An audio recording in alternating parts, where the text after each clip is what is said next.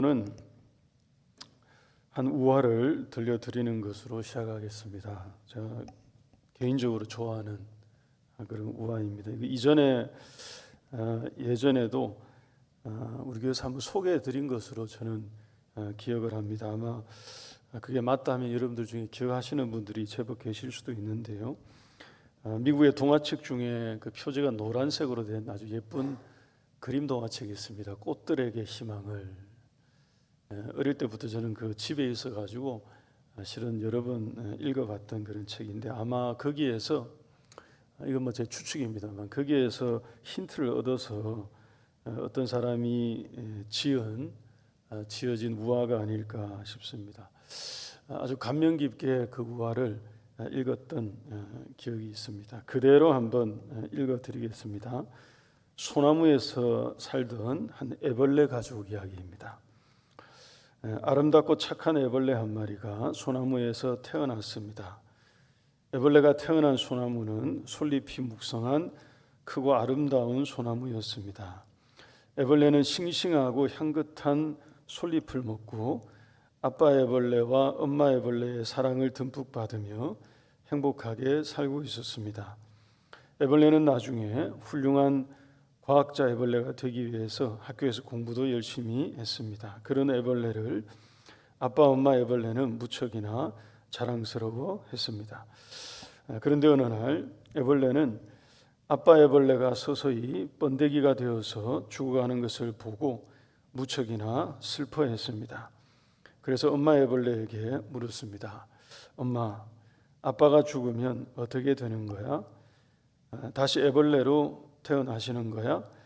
만약에 아빠가 우리와 같이 다시 애벌레로 태어나신다면 난 아빠가 이런 큰 소나무에서 태어났으면 정말 좋겠어요.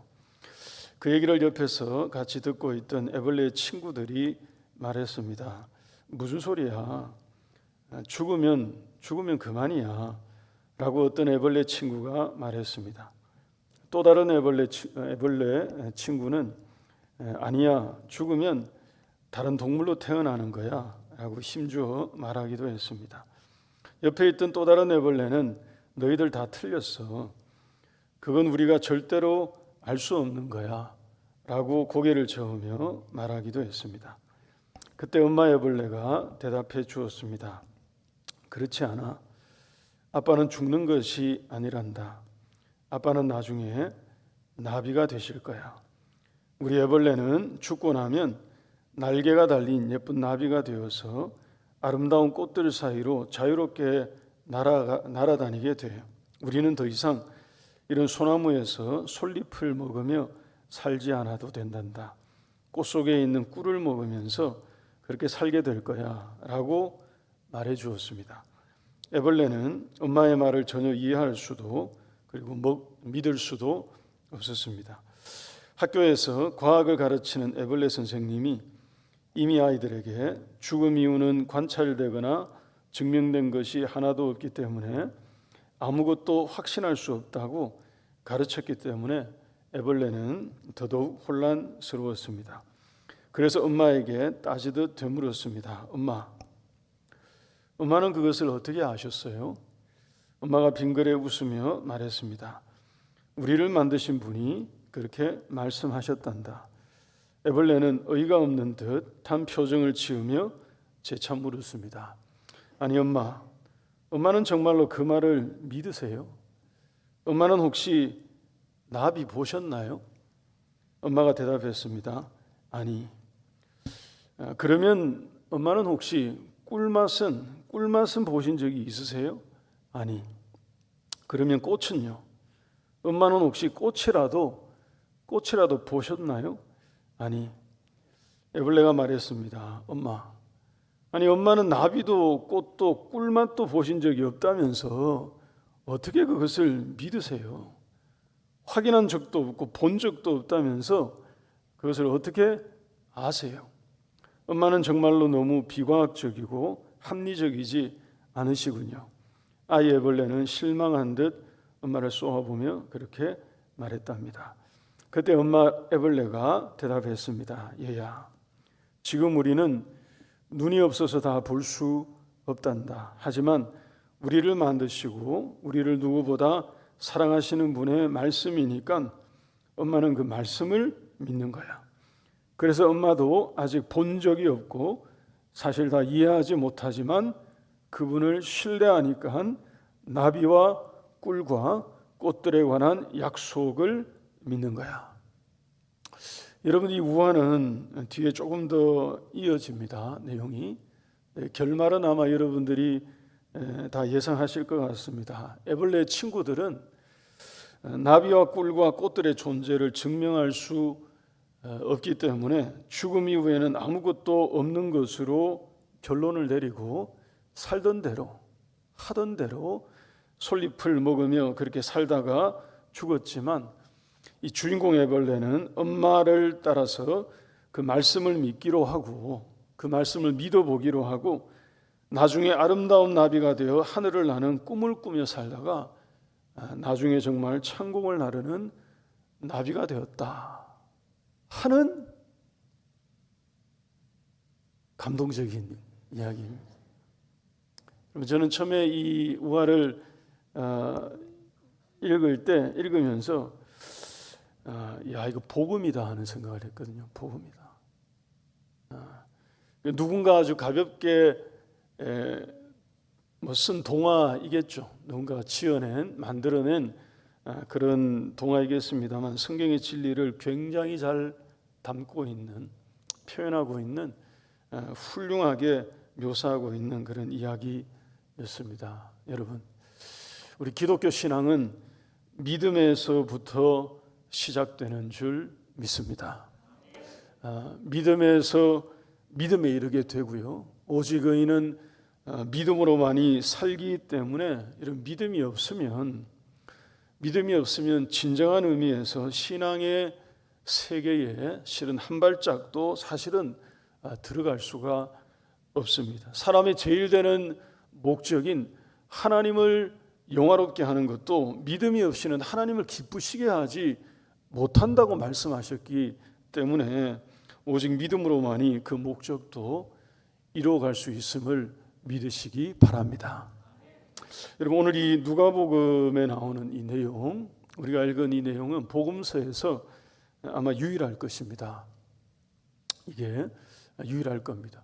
예수님을 기쁘시게 하는 정도의 믿음이 아니고요, 예수님을 놀라게 만든 믿음의 이야기입니다. 9절을 한번 보십시오. 본문 9절. 예수께서 들으시고 그를 놀랍게 여겨 돌이키사 따르는 무리에게 이르시되 내가 너희에게 이르노니 이스라엘 중에서도 이만한 믿음은 만나보지 못하였노라 라고 감탄하신 것입니다. 예수님이 이 사람의 믿음의 표현을 듣고 난 다음에 그야말로 감명받으신 거죠. 놀라신 것입니다. 조금 엄밀하게 찾아보면 여러분, 복음서에서 실은 한 두 군데 정도 볼 수 있습니다. 이 본문의 내용과 수로보닉의 여인에 관한 이야기를 아실 것입니다. 자기의 귀신 들린 딸을 고쳐달라고 예수님을 찾아와서 수로보닉의 여인이 간청했습니다. 그때 예수님께서 그 여인에게 대답하시기를, 우리가 너무 잘 알고 있는 말씀이니까요, 자녀의 떡을 취하여서 개들에게 던져주는 것이 옳지 않다고 거절하셨습니다. 여러분, 이거 굉장히 모욕적인 그런 은사이시죠. 예수님이 이런 얘기를 하셨다는 게 정말 놀랄 정도로 듣는 사람에게는 모욕적인 것인데, 이 여인이 예수님의 그 대답에 대해서 대답을 하기를, 예수님 그 말씀이 옳습니다만 개들도 주인의 상에서 떨어지는 부스러기를 먹지 않습니까? 라고 대답을 한 것입니다. 여러분, 무슨 말이죠? 부스러기와 같은 은혜라도 좋습니다. 그러니까 주님에게서 나오는 것이라면, 예수님에게서 임하는 것이라면 그야말로 부스러기와 같은 은혜라도 그냥 주님에게서만 나오면 그것으로 충분하다는 것입니다. 그것만으로도 내 자녀가 치유될 것이고 나음을 입을 것이라는 확신을 가지고 말한 거죠. 예수님이 수로보닉의 여인의 이런 얘기를 듣고 난 다음에 보이신 반응이 오늘 본문과 유사한 그런 반응이었습니다. 너의 믿음이 참으로 크도다 라고 감명하신 거예요. 그러면서 하신 말씀이 너의 믿음대로 될 것이다 라고 치유해 주신 것입니다. 여러분, 그 수로보니게 여인의 이야기, 그 이야기와 오늘 본문에 나오는 이 말씀의 내용에는 공통점이 있습니다.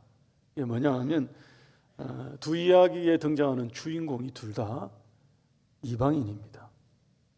하나님을 누구보다 우리는 알고 있다고 생각하고 믿고 있다고 생각하는 이스라엘에게 속한 유대인들이 아니고요, 이방인들이었습니다. 하나님을 알만한 조건이나 자격을 우리가 굳이 따져본다면 실은 제일 열악한 사람들이죠. 가장 멀리 있는 사람들이고 해당되지 않는 그런 부류일 것입니다. 수로보니게 여인은 아예 멸시를 받는 대상이었죠. 그런 처지였습니다. 이 누가복음 7장에 나오는, 오늘 본문에 나오는 이 백부장은 그런 처지와 형편은 아니었습니다만 로마인 백부장입니다. 로마 군대의 장교로 여기에 와 있는 로마인이었죠. 그럼에도 불구하고 오히려 하나님을 먼저 알고 있던 이스라엘 사람들보다 더 큰 믿음을 보였던 것입니다. 그래서 예수님이 9절 하반절 말씀에 있는 것처럼 이스라엘 중에서도, 도라고 하죠, 도.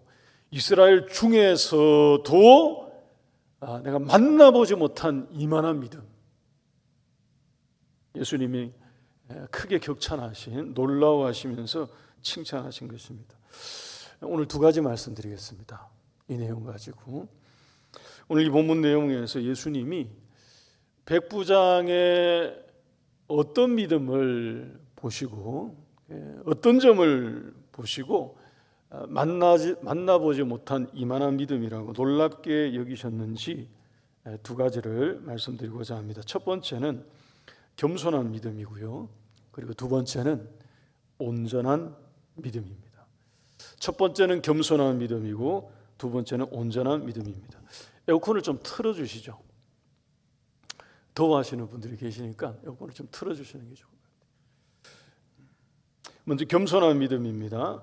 이런 본문에 나오는 백부장이 보여주는 이 믿음의 모습은 신앙생활을 하는 우리에게 실제적으로 도전을 주는 모습이라고 할 것입니다. 여러분, 겸손한 믿음의 반대가 되는 겸손하지 않은 믿음이라는 게 있겠습니까? 그러니까 믿음을 가지고 있는데, 믿음인데 겸손하지 않은 믿음, 그런 게 있습니다. 믿음을 가지고 있는데 교만한 믿음이라는 게 있어요. 교만한 믿음. 우리가 이 반대가 되는 것을 이해하게 되면 오늘 이 본문에 나오는 말씀의 내용을 더 잘 이해할 수 있습니다. 대표적인 사례가 될 수 있는 부류의 사람들이 있습니다. 예수님을 찾아왔던, 나름 열심 있는 신앙을 가지고 있었던 사람들이 거기에 해당한다고 할 것입니다. 우리가 잘 알고 있는 어떤 청년이 있었습니다. 이 청년은 영생의 길을 찾겠다고 예수님을 찾아와서는 자기 얘기를 했습니다. 자신은 어릴 때부터 하나님의 말씀을 다 지켰고 또 행하면서 살았고 그것을 다 준행하면서 지금까지 살아왔다고 자부하면서 얘기를 했습니다.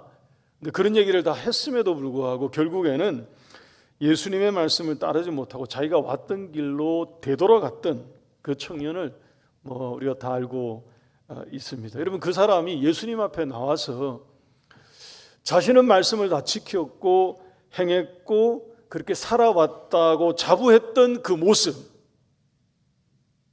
그렇게 당당하게 말했던 그 말에 담긴 이 사람의 마음을 우리가 생각을 해보면 스스로 생각할 때 그것이 영생의 길이 될 거라고 생각한 것입니다. 그 사람은 그것이 자기에게는 자격이 되는 어떤 공로가 될 거라고 여긴 거죠. 그러니 예수님께 나와서 자기는 어릴 때부터 하나님의 말씀을 이것도 지키고 저것도 지키며 다 준행하면서 살아왔습니다. 이쯤 되면 되지 않나요? 이런 얘기죠. 공로를 실은 붙들고 있었던 거예요. 그 정도 하면 나는 될 거야 라고 생각을 했던 것입니다. 겸손하지 못한 그런 신앙인 것이죠. 여러분, 더 심한 경우도 있습니다. 복음서에 보게 되면 어떤 바리새인들은 모든 사람들이 다 들을 수 있는 그런 장소에서 기도를 합니다. 하나님, 나는 다른 사람들처럼 토색하지 않습니다. 나는 다른 사람들처럼 불의를 행하지 않았습니다. 저는 간음한 적도 없습니다. 일주일에 2번 정도씩 저는 여전히 금식하고 있고요. 그리고 소득의 11조도 하고 있습니다 라고 큰 소리로 기도하며 살던 사람도 있었습니다. 여러분, 그런 경우도 실은 다 마찬가지인 거죠. 전형적인 교만한 신앙이라고 할 것입니다. 이 사람들도 자기들 마음 가운데 하나님, 이 정도 하고 있는 이것이 구원의 조건이 되는 것 아닌가요? 하는 생각을 붙들고 있었던 거죠. 은연중에 우리가 잘 생각해 봐야 됩니다, 여러분. 우리에게 투영해 볼 수 있는 영역이라고요. 은연중에 마음 가운데 이런 게 담겨져 있었던 것입니다. 그러니까 이 정도 하고 있는 내 모습이 괜찮을 거야. 이게 조건이 될 수 있을 거야. 라는 생각을 하고 있었던 거죠. 교만한 신앙이라고 할 것입니다. 세례요한이 생전에 그런 부류의 사람들의 그런 마음을 가리켜서 책망했습니다. 속으로 아브라함이 우리의 조상이라고 여긴다고 굉장히 강하게 비난했죠. 바꿔 말하면 자기들의 혈통이 구원의 조건이자 자격이 된다고 여겼다는 방증인 것입니다. 이 사람들이. 한 번 더 말씀드립니다. 은연중에 스스로 그렇게 생각하는 거예요. 이 정도면 구원의 자격이 충분해. 그럴 거야 라고 생각하는 마음인 거죠. 겸손하지 못한 신앙 마음일 것입니다. 그런데 여러분, 오늘 이 본문에 나오는 백부장을 한번 보십시오. 여러분, 이 사람이 자격이 없느냐? 그러면 실은 그렇지가 않습니다. 서두에 말씀드린 것처럼 신부는 이방인입니다. 출신을 보자면 이방인이에요. 그래서 하나님의 백성의 어떤 기준으로 보자면, 유대인의 기준으로 보자면 멀리 있었던 게 맞죠. 근데 오늘 본문에 나오는 내용을 한번 보십시오. 이 내용을 보게 되면 이 사람은 상당히 나름대로 자격을 가지고 있었던 사람으로 보여집니다. 3절을 한번 보십시오. 3절 말씀. 예수의 소문을 듣고 유대인의 장로 몇 사람을 예수께 보내서 오셔서 그 종을 구원해 주시기를 요청했다고 되어 있습니다. 로마의 백부장과 유대의 장로들의 관계는 여러분 좋을 리가 없는 관계예요. 서로 경계하고요. 약간 긴장이 형성되어 있는, 이쪽은 지배국에서 파송받은 군대의 장교입니다. 여기는 속국의 신민이에요. 그러니까 이들 사이에 실은 뭔가 좋은 관계를 형성할 만한 사실 여지가 없는 것입니다. 특별히 유대의 장로들은, 유대의 관은 유대 사회의 지도층들입니다. 서로 경계가 되고 긴장이 되고 충돌이 일어나는 그런 사이가 맞아요. 안 좋을 때는 앙숙 관계가 될 수 있습니다. 근데 이 로마의 백부장이 그 유대의 장로들을 예수님께 보낸 것입니다. 내용을 보게 되면 자기의 힘을 이용해서, 백부장이 위계를 이용해서 겁박해서 관료들을 예수님께 보낸 게 아니에요. 4절 한번 보십시오. 보냄을 받은 유대의 장로들이 예수님께 가서 마치 자신들의 일처럼 굉장히 간절하게 구하는 모습입니다.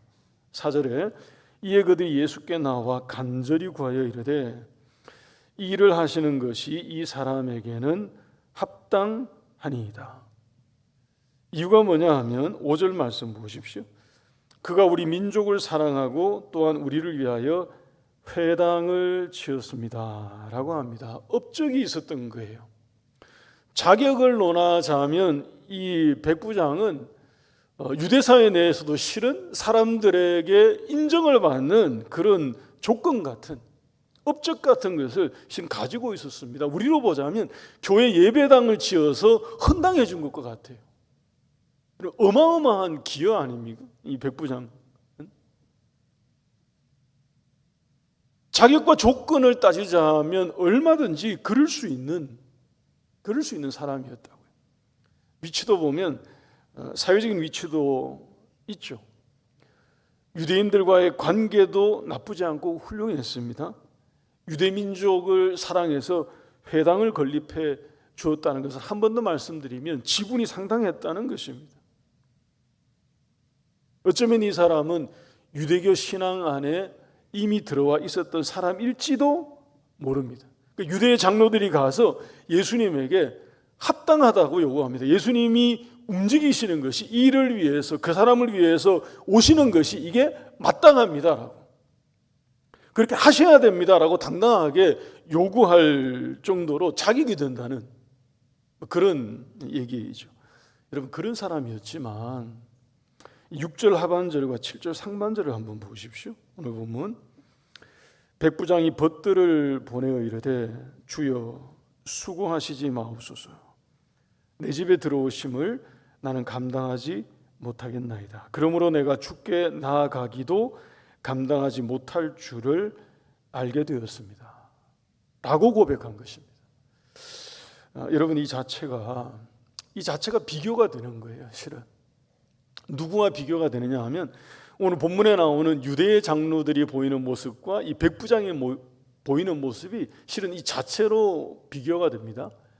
마태복음에 보게 되면 같은 내용을 기록하고 있는 장면이 있거든요. 근데 그 내용에는 유대의 장로들이 예수님을 만나서 이런 대화를 나눈 것이 아예 통째로 빠져 있습니다. 이 백부장만 그냥 예수님에게 오지 마시라고 만류하는 장면만 나와요. 그림을 종합해 보면 이런 것입니다. 유대의 장로들은 마치 이런 것과 같아요. 예수님이 가셔야 된다고, 예수님이 오시는 것이 합당하고 가셔서 치유해 주시는 것이 합당하고, 이 사람은 마땅히 자격이 되는 그런 인물입니다. 우리 유대 민족을 사랑해 주고 있고 회당까지 지어준 사람입니다. 충분한 조건이 됩니다. 예수님이 움직이실 만한 사유가 됩니다 라고 말하고 있는 거고요. 이 백부장은 그럼에도 불구하고 여기가 당사자인데요. 여기가 당사자인데 예수님을 감당하지 못하겠다고 낮추는 거죠. 자기의 마음을. 나는 감히 예수님께서 우리 집에 들어오시는 것을 감당해낼 수 없습니다 라고 겸손한 마음을 보이고 있는 거죠. 지극히 경외하는 마음이 표현된 것입니다. 여러분, 어떤 점에서는 오늘 본문에 나오는 백부장이 수로보니게 여인보다 더 겸손한 마음, 믿음을 보인 것과 같습니다. 말씀드린 것처럼 이 사람은 사회적인 위치도 있던 사람이에요. 귀한 공로도 굉장히 큰 사람입니다. 말 그대로 예수님께 도움을 당당하게 요청해도 과언이 아닐 정도로, 이게 너무 과한 요구가 아닐 정도로 자격을 갖추었다고도 볼 수 있습니다. 그럼에도 불구하고 이와 같은 겸손한 마음과 믿음을 예수님 앞에 보인 것입니다. 교회 여러분, 저와 여러분들에게도 이러한 겸손한 믿음이 우리에게도 있기를 소망합니다. 예수님께서 이 백부장의 이런 모습을 보시고 놀랍게 여긴 것입니다.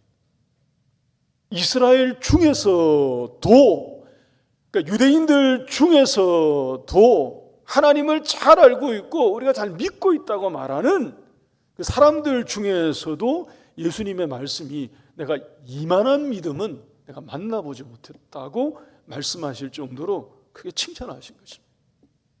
여러분, 한 번 더 우리의 마음과 믿음의 모습을 이 말씀에 한번 투영해 보시면서 우리의 믿음을 주님 앞에, 하나님 앞에 겸손한 믿음으로 갖추는 우리 모두가 되시기 바랍니다. 여러분, 또 하나 볼 수 있는 것이 뒤에 나오는 이 백부장의 고백입니다. 예수님이 오시는 것을 감당할 수 없습니다 라고 말하면서 7절 하반절과 8절 말씀에 정말로 예수님을 놀라게 만든 고백입니다. 7절 다시 보십시오. 우리 같이 한번 읽겠습니다. 7절 말씀 읽습니다. 시작. 그러므로 내가 주께 나아가기도 감당하지 못할 줄을 알았나이다. 말씀만 하사 내 하인을 낫게 하옵소서. 이렇게 고백한 것입니다. 여러분, 이게 어떤 것과 같은가 하면 이 7절에 나오는 이 표현은 여러분 이런 것과 같습니다. 마치 예수님을 보지 않아도, 예수님을 직접 만나지 않아도 나는 예수님을 믿습니다, 예수님의 능력을 믿습니다 하는 그런 믿음을 보여준 것과 같습니다. 예수님이 직접 우리 가운데 오시지 않으셔도, 우리 집에 들어오시지 않으셔도 예수님이 계신 거기에서 그냥 한 말씀만 하시면 주님의 그 능력이 우리 집에 있는 이 하인에게 임하여서 고침을 받는 역사가 일어날 줄 저는 믿고 있습니다 하는 믿음을 고백한 거예요. 그러니까 말씀만 하사 내 하인을 고쳐주옵소서. 그야말로 온전한 믿음을 보인 거죠. 예수님이 찾으시고 계셨던 그런 믿음과 같습니다. 여러분, 사람들은 계속해서 눈앞에 보여주면 믿는다고 했습니다. 우리가 복음서 읽을 때마다 자주 만나지 않습니까? 예수님이 자주 책망하셨거든요. 사람들이 자꾸 표적을 원합니다. 왜냐하면 눈앞에 보여달라는 거예요. 그러니까 뭐가 이렇게 일어나면 그걸 보고 어떻게 한번 믿어볼지 생각해 보겠다는 거죠. 소위 말해 표적신앙, 체험신앙입니다. 예수님에게 자꾸 뭔가를 보여달라고 하고 일으켜달라고 하고 뭘 고쳐달라고 하고 눈앞에 일어나는 뭔가를 확인하고 싶어하는 사람들은 계속 이것을 찾습니다. 여러분, 예수님의 제자 중에 도마 이야기 우리가 다 알고 있죠. 죽음에서 부활하신 예수님을 다른 제자들이 만났습니다. 예수님이 그 다른 제자들에게 예수님께서 부활하셨다는 것을 직접 보여주시고 또 말씀도 주셨습니다. 어디에서 만나자라고. 이 제자들이 도마에게 가서 우리가 부활하신 주님을 만났다고 얘기하면서 주님이 이런 말씀을 하셨다고 주의 말씀을 전해주는데도 도마는 안 믿으려고 해요. 못 믿겠다고 말합니다. 자기가 예수님을 직접 만나 손도 확인해보고 발도 확인해보고 옆구리를 보지 않고서는 못 믿는다고 말합니다. 예수님이 그런 도마를 찾아오셔서 보라고 다 보여주셨죠. 다 확인하라고. 그리고 도마에게 하신 말씀이 보지 않고 믿는 것이 뭐하도다? 복되다고 말씀하셨습니다. 보지 않고 믿는 그 믿음이 참 믿음이라고 말씀해 주신 거죠. 눈으로 꼭 봐야 믿겠다고 말하는 그 한 제자에게 예수님께서 참으로 중요한 교훈을 들려주신 것입니다. 여러분, 오늘 이 본문의 예수님은 백부장에게서 그런 믿음을 발견하신 것입니다. 백부장 입장에서는 지금 당장 예수님이 자기 집에 들어오시고요, 자신의 삶의 자리에 막 들어오셔서 앞에 막 계시고 눈만 열면 막 보이고 어떤 일을 행하시는 것을 내가 확인할 수 있고 이런 게 없어도 주님께서 나를 향하여 주시는 주님의 말씀만, 한 말씀만 있으면 주님 그것으로 충분하고 저는 그것으로 살아갈 수 있습니다 라고 고백한 이런 고백, 참으로 대단하고 온전한 믿음이 아닐 수 없습니다. 저와 여러분들에게 하나님께서 이런 믿음을 심어주시기를 주의 이름으로 축원합니다. 여러분, 눈앞에 보이는 증거를 찾는 시대입니다. 그래서 사람들이 주를 떠나요. 사람들이 하나님이 보이지 않는다고 하나님을 믿을 수 없다고 말하면서 떠납니다. 교회를 버리고요, 세상으로 돌아갑니다. 어제 광복 81주년 맞이했습니다. 여러분, 시대가 점점, 나라가 점점 더 그렇게 되어가고 있지 않습니까? 사람들이 눈앞에 하나님이 아니 계신 것 같으니까 하나님의 은혜를 무시하는 것입니다. 하나님의 역사를 생각하지 않습니다. 여러분, 저도 광복절이 되면 생각해 봅니다. 우리 모두가 다 생각해 보지 않겠습니까? 어떤 것을 생각해 보는가 하면 오해하지는 마십시오.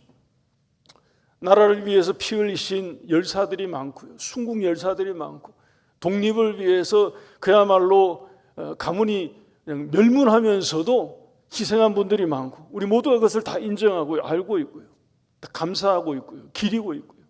똑같습니다. 그럼에도 불구하고 여러분, 정말로 이게 우리의 공로인 것처럼, 우리나라가 마치 무슨 대단한 어떤 것을 통해서 우리가 얻어낸 광복인 것처럼 으로만 생각하고 모든 기념을 여기에만 초점을 맞추면 하나님이 베풀어 주신 은혜를 생각할 수 없습니다. 여러분, 솔직하게 말씀드려서 일본이 전쟁에서 패전해서 세계전쟁이 끝남으로 그날이 곧 광복절이 된 거 아닙니까, 여러분? 하나님의 섭리인 줄 믿으시기 바랍니다. 하나님의 은혜인 줄 믿으시기 바랍니다. 우리의 무슨 노력과 우리의 피를 흘림으로 쟁취해낸 것이 아니라 하나님께서 부어주셔서 얻은 광복인 것입니다. 그러니까 이것을 잊어버리는 거죠. 이것을 잊어버리고 전부 다 우리가 뭘 한 것처럼, 수많은 역사 가운데 피 흘린 우리의 피가 뭔가를 이룬 것처럼 여러분 생각하면 이게 어떻게 하나님 앞에 겸손한 마음이 될 수 있겠습니까? 눈앞에 하나님이 보이지 않는다고 사람들이 생각하니까 이렇게 하나님을 떠나가는 것입니다. 점점 하나님을 반대하는 문화가 점점 더 커져가는 거죠. 여러분, 오늘 이 말씀에 나오는 백부장이 보여준 이 믿음처럼 정말로 하나님 앞에 두렵고 떨리는 마음으로 경외하는 그 마음과 믿음을 가지고 겸손한 믿음으로 구비되는 우리 모두가 될 수 있기를 바랍니다. 그리고 하나님께서 우리에게 주시는, 우리의 눈앞에 다 보이지 않아도 모든 게 다 보여서 하나님 보고 알겠습니다 하는 것이 아니라 하더라도 이 말씀을 통해서 우리에게 들려오는 이 말씀만 붙잡고도 말씀만 하옵소서 내 하인이 낫겠습니다 라고 고백했던 이 백부장의 믿음처럼 보는 믿음에서 듣는 믿음으로 바뀌어서 보이지 않아도 들음에서 나오는 그 믿음 붙잡고 사람들이 주를 떠나는 시대에도 더욱더 믿음으로 살아가는 우리 모두가 될 수 있기를 주의 이름으로 축원합니다. 우리 찬송가 545장 함께 찬송하고 기도하겠습니다.